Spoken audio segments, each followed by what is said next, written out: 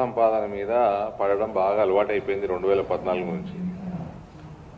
ఆ డబ్బు సంపాదన ఎక్కువైపోయి ఫస్ట్ ఇయర్ సెకండ్ ఇయర్ దాటినాక ఆ డబ్బు సంపాదించింది ఫ్రీ ఫినైల్ కదా, కొవ్వుగా మారుతుంది. ఆ కొవ్వుగా మారినాక ఇట్లా డెమోక్రసీని అణిచివేయడము, హౌస్ అరెస్టులు చేయడము, కళ్ళు నెత్తికెక్కి పాలన చేయడము.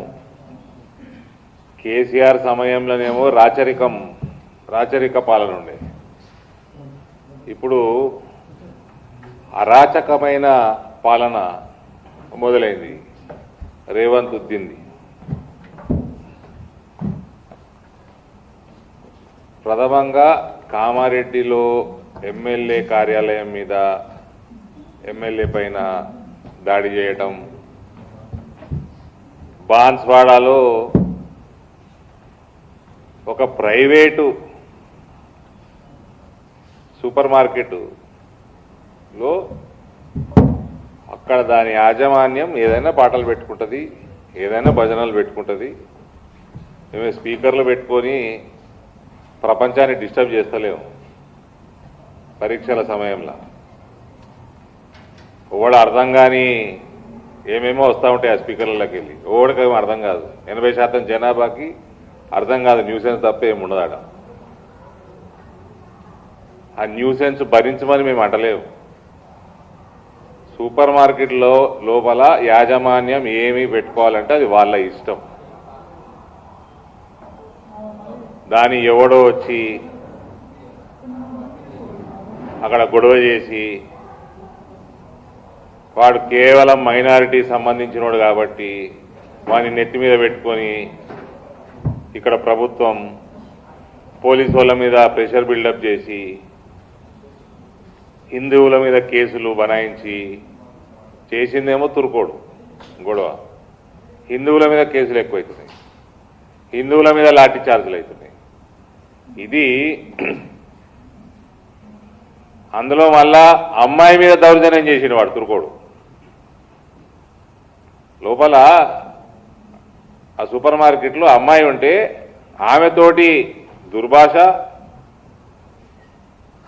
అమ్మాయి మీద ఎగబడడం, మళ్ళా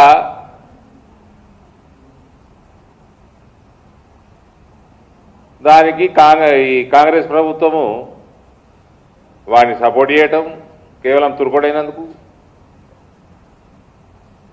పోలీసుల మీద వాళ్ళ డ్యూటీ నార్మల్ చేయకుండా ఈ దౌర్భాగ్యుడు ఈ రేవంత్ ఆయన దగ్గరే మళ్ళీ హోమ్ పోర్ట్ఫోలియో సిగ్గులేనోడు, సిగ్గు మానం మొత్తం వదిలేసిన దౌర్భాగ్యపు ముఖ్యమంత్రి. ఎవడన్నా I feel proud of naming myself Revanth Uddin అంటున్నాడండి. ఈజ్ ఈ ప్రమోటింగ్ కన్వర్షన్స్? హిందువులని భయభ్రాంతులకు గురి చేస్తున్నాడా?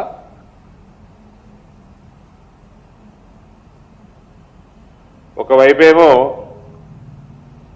ఈ రేవంత్ ఉద్దిన్ పాలన సిగ్గుమాలిన ముఖ్యమంత్రి, Congress is Muslim, Muslim is Congress, నన్ను రేవంత్ ఉద్దిన్ అనండి, నేను గర్వపడుతున్నా.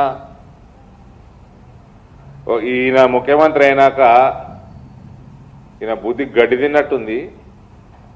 హిందువుల దేవతల మీద, దేవత విగ్రహాల మీద, గుడుల మీద, హిందూ ఊరేగింపుల మీద, పండగల మీద, హిందూ అమ్మాయిల మీద, యువకుల మీద దాడులు పెరిగిపోయినాయి. చివరికి ఎమ్మెల్యే మీద కూడా దాడులు జరుగుతూ ఉన్నాయి. స్పీకర్ గారు కనీసం ఎమ్మెల్యేకి ఫోన్ చేసి కనుక్కున్నాడా ఏం జరిగిందో? పోలీసు వాళ్ళ దగ్గర రిపోర్ట్ తెప్పించుకున్నాడా speaker of the assembly? It is responsibility to safeguard his members.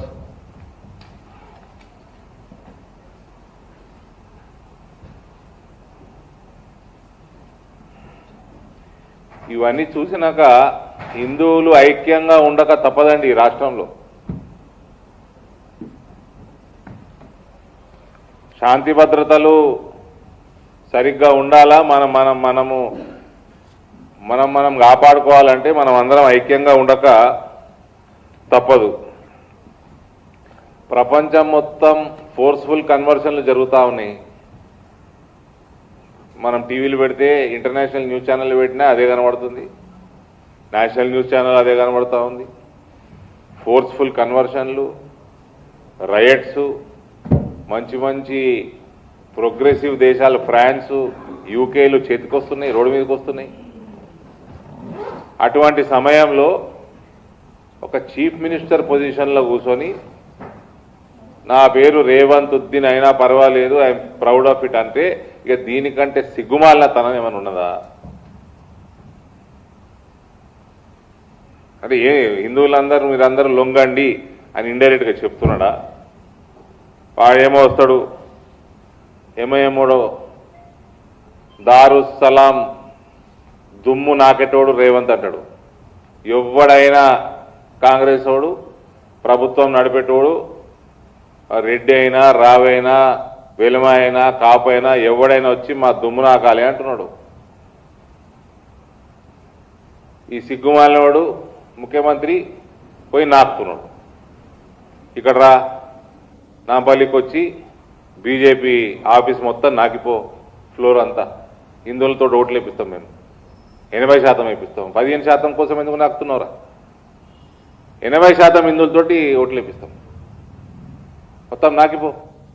ఆదివారం చేసినాం. అప్పుడు ఆయన అంటాడు వీళ్ళకి బీజేపీ వాళ్ళకి ఎలక్షన్ రాగానే హిందూ ముస్లిం గుర్తుకొస్తుంది. तेरा चीफ मिनिस्टर क्या कर रहा? रेवंत उद्दीन क्या है? चिचोरापन का चरम सीमा है। इससे बड़ा चिचोरा चीफ मिनिस्टर आज तक हिंदुस्तान कभी नहीं देगा.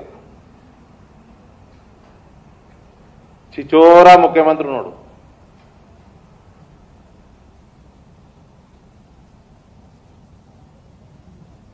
ఇక రేవంత్ ఉద్దీన్ అంటే క్యాబినెట్లో వీళ్ళు కూడా పేర్లు మార్చుకుందాం. ఫ్రెండ్స్, శ్రీధర్ బాబు, శ్రీధర్ అని ఏమనుకోద్దు మళ్ళా, శ్రీధర్ బాబా ఇతడా? బట్టి విక్రమార్క డిప్యూటీ సీఎం, ఈయనకి తోక సూట్ కాదు, సెట్ కాదు. బట్టి విక్రమార్కవే, బట్టి అక్రమార్క చేసుకో, విక్రమ్ తీసి అక్రమాన్ని పెట్టుకో. అందరు మార్చుకోరు ఇక పేర్లు. మీ ముఖ్యమంత్రి మార్చుకుంటున్నాడు. బట్టి అక్రమ్ మంచిగా ఉంది, ఈజీగా.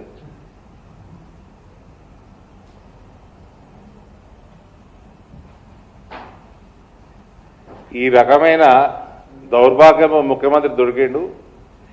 హిందువులందరూ కూడా సీరియస్గా ఆలోచన చేసుకోవాల్సిన అవసరం ఉందండి.